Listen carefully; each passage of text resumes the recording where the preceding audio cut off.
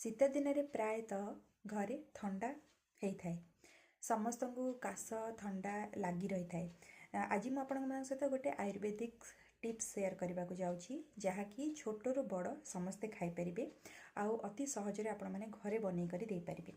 एथिपाई आमको दुईटा जिनस दरकार जोटा कि आपको रोषे घरे मिल जाव। जदि घरे ना तो आप बजार किणिकी आनीपारे। यहाँ देखु या कहते जस्टी मधु। एटा आयुर्वेदिक दुकान मानक मिले आपण मैंने आनीपारे एवं ताकू सुखे करी आप ग्राइंडिंग करके पाउडर बनईदेवे। यहाँ अति आराम से ग्राइंडिंग हो जाए।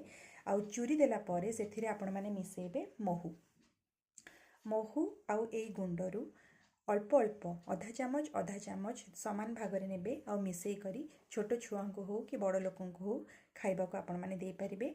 चाटी चाटी जीभरे रखी रखी आपण मैंने आराम से खाई पारिबे। किसी असुविधा नहीं, यार किसी साइड इफेक्ट नहीं कहीं ना गोटे आयुर्वेदिक औषधि आउ एटा खाइबा द्वारा आपण मानकर थ्रोट इन्फेक्शन ठीक होता है। आपण मानकर जदि काश होथुबो काश मध्य कमी जाए। सुखिला काश हो किंबा कफ वाला काश हो दुई प्रकार काश रे एटा लाभदायक अटे। आउ छाती रे जदि आपण मानकर कफ जमिकी रहथुबो बहुत दिन धरी एटा खाइबा द्वारा मध्य से कफटा आराम से आपण मानकर मेल्ट होकी झाड़ारे बाहरी जाए।